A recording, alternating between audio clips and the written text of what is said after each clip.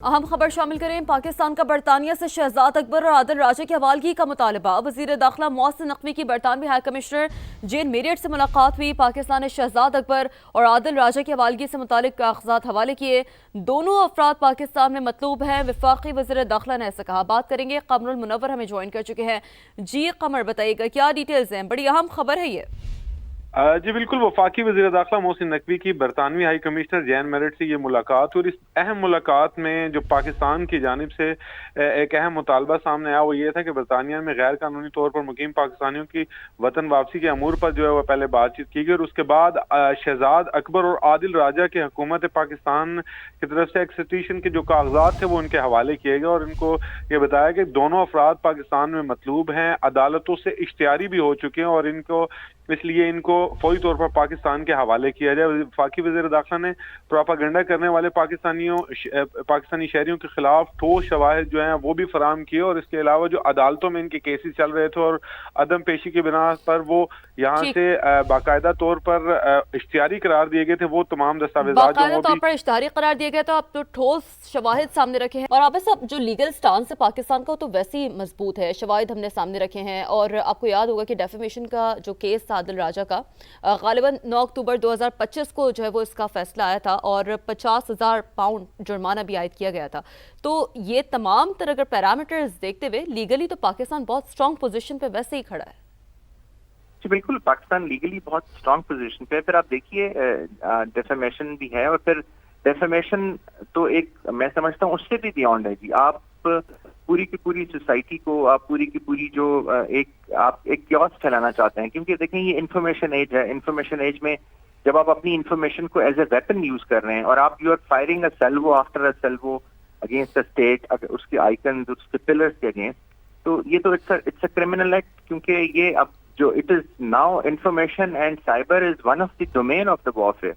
तो आपने तो वॉरफेयर डिक्लेयर की हुई है पाकिस्तान के अगेंस्ट। तो खाली डिफेमेशन तो आप कह लीजिए कि लॉ ऑफ टॉर्ट का हिस्सा थी या डिफेमेशन लॉ का या जो लीगल और गैग लॉज थे उनका हिस्सा था। अब बात तो ये उससे बहुत आगे चली गई है।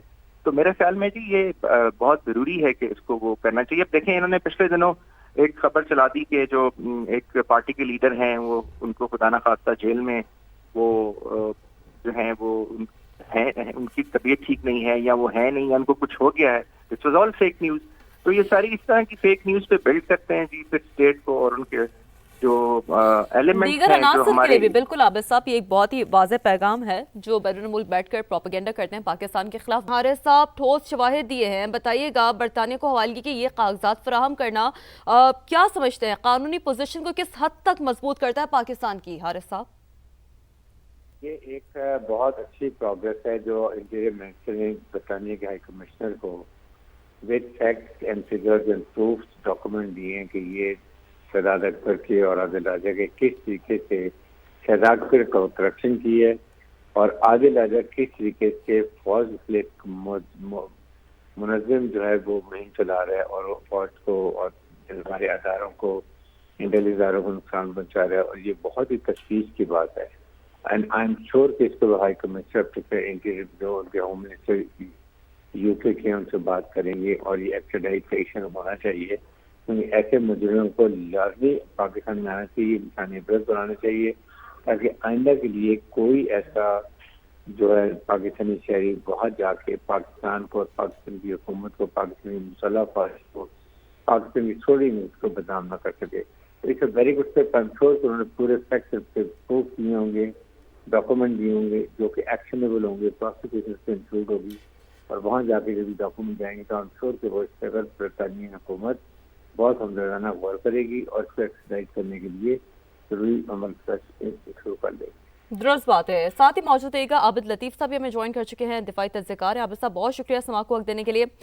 सर, बैरून मुल्क बैठकर पाकिस्तान के खिलाफ यूं प्रोपेगेंडा करना, हारिस साहब यही फरमा रहे थे, पाकिस्तान की सिक्योरिटी के लिए किस नौयत का खतरा है? आबिद साहब जी बहुत शुक्रिया जी लाइन पे लेने के लिए। देखिए ये एक तो ना सिर्फ ये कि प्रोपेगेंडा करना और फिर आपका एक इदारे से, आप साबिक एक इदारे से रहे हों और आप इम्प्रेशन ये दें कि आपके अभी भी वहाँ पे खुदा ना खास्ता कनेक्शन है, आप अभी भी यानी जो आपकी बात है वो बहुत ऑथेंटिक और वैलिडेटेड है क्योंकि आप जानते हैं सारे मामलात को और उसकी बेस के ऊपर ان چیزوں کی بیس کے اوپر ایک جو فیک سٹوری گھڑنا، پھر اس کو ریپیٹ کرنا، پھر اس میں اپنا ڈیٹا سرچ کرنا اور ایک ڈس انفارمیشن پھیلانا، اور وہ خالی ڈس انفارمیشن جو ہے وہ that to disinformation with an effect to actually divide and create dissension between society کے بیچ میں، لوگوں کے بیچ میں، خدا نخواستہ فوج کے بیچ میں.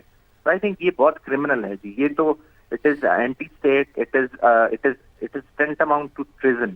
کیونکہ اگر کسی کے کوئی گریوینسز ہوں، آپ کی کوئی پولیٹیکل ایفیلیشن ہے، آپ نے اس کو پرسو کرنا ہے، تو وہ آپ اس پولیٹیکل ریم میں لے کے کر سکتے ہیں. لیکن یہ تو they are going much beyond جی. اور یہ تو اٹ از جو اسٹیٹ کی جو آپ کہہ لیجیے کہ جو سوورینٹی ہے، اور جو آپ کا جو ایون آپ کے جو ادارے ہیں، جس طریقے سے ان کے اوپر بات کی جاتی ہے، جس طریقے سے آپ کے جو شخصیات ہیں جو کہ آپ کی اسٹیٹ کا آئیکن ہے، اس طرح سے ان کو کیا جاتا ہے. آئی تھنک یہ تو کرمنل ہے جی، اور اس کے اوپر ایکشن ضروری ہوتا ہے. اب پاکستان اور یو کے کی ایکسٹریڈیشن ٹریٹی بھی ہے جی، اور اس کی بیس پہ جو اب جب کرمنل ریکارڈ ہے اور اس طرح سے ایک ملک کی جب سیکیورٹی کا معاملہ آ جائے تو دوسرا ملک as per the UN charter اس کے آرٹیکل 51 اور جو باقی بھی اس کے آرٹیکل ہیں، countries are bound to help each other as far as there جی ایک دوسرے کی سیکیورٹی کا خیال رکھنا جو ہے. تو اس کے لیے میں سمجھتا ہوں کہ یو کے کو اس پہ ضرور اس پہ رسپونڈ کرے گا. اور یہ جو مینس ہے جو وہاں بیٹھ کے، کیونکہ اس میں یو کے کی سرزمین یوز ہو رہی ہے، یو کے کا نام استعمال ہو رہا ہے، اور جو پاکستان کے ریلیشن ہیں یو کے ساتھ وہ بھی ظاہر ہے ان اے وے ڈپلومیٹک ریلیشن جو ہیں وہ بھی افیکٹ ہوتے ہیں. تو میرے خیال میں جو یونائٹڈ کنگڈم ہے اس پہ میں سمجھتا ہوں جی کہ وہ ضرور کوئی ایکشن ہوگا، اور اس پہ ایکشن ہونا چاہیے، اور اس پہ جلد ایکشن ہونا چاہیے. اور عابد صاحب، جو لیگل سٹانس ہے پاکستان کا وہ تو ویسے ہی مضبوط ہے. شواہد ہم نے سامنے رکھے ہیں، اور آپ کو یاد ہوگا کہ ڈیفیمیشن کا جو کیس تھا عادل راجہ کا، غالباً 9 اکتوبر 2025 کو جو ہے وہ اس کا فیصلہ آیا تھا، اور 50,000 پاؤنڈ جرمانہ بھی عائد کیا گیا تھا. تو یہ تمام طرح اگر پیرامیٹرز دیکھتے ہوئے لیگلی تو پاکستان بہت اسٹرانگ پوزیشن پہ ویسے ہی کھڑا ہے. جی بالکل، پاکستان لیگلی بہت اسٹرانگ پوزیشن پہ. پھر آپ دیکھیے ڈیفیمیشن بھی ہے، اور پھر ڈیفیمیشن تو ایک میں سمجھتا ہوں اس سے بھی بیونڈ ہے جی. آپ پوری کی پوری سوسائٹی کو، آپ پوری کی پوری جو آپ ایک کیوس پھیلانا چاہتے ہیں. کیونکہ دیکھیں یہ انفارمیشن ایج ہے. انفارمیشن ایج میں جب آپ اپنی انفارمیشن کو ایز اے ویپن یوز کر رہے ہیں، اور آپ you are firing a salvo after a salvo against a state, اس کے آئیکنز، اس کے پلرز کے اگینسٹ، تو یہ تو اٹس اے کرمنل ایکٹ. کیونکہ یہ اب جو it is now information and cyber is one of the domain of the warfare. تو آپ نے تو وارفیئر ڈکلیئر کی ہوئی ہے پاکستان کے اگینسٹ. تو خالی ڈیفیمیشن تو آپ کہہ لیجیے کہ لا آف ٹاٹ کا حصہ تھی، یا ڈیفیمیشن لا کا، یا جو لیگل اور گیگ لاز تھے ان کا حصہ تھا. اب بات تو یہ اس سے بہت آگے چلی گئی ہے. تو میرے خیال میں جی یہ بہت ضروری ہے کہ اس کو وہ کرنا چاہیے. اب دیکھیں انہوں نے پچھلے دنوں ایک خبر چلا دی کہ جو ایک پارٹی کے لیڈر ہیں وہ ان کو خدا نخواستہ جیل میں وہ جو ہیں وہ ہیں، ان کی طبیعت ٹھیک نہیں ہے، یا وہ ہے نہیں، یا ان کو کچھ ہو گیا ہے. It was all fake news. تو یہ ساری اس طرح کی فیک نیوز پہ بلڈ کرتے ہیں جی پھر اسٹیٹ کو، اور ان کے جو ایلیمنٹس دیگر ہیں جو عناصر کے ہمارے. لیے بھی بالکل عابد صاحب یہ ایک بہت ہی واضح پیغام ہے جو بیرون ملک بیٹھ کر پروپیگنڈا کرتے ہیں پاکستان کے خلاف. بے حد شکریہ بریگیڈیئر ریٹائرڈ حارث نواز صاحب موجود ہے، اور ساتھ حاصل تھا عابد لطیف صاحب کا.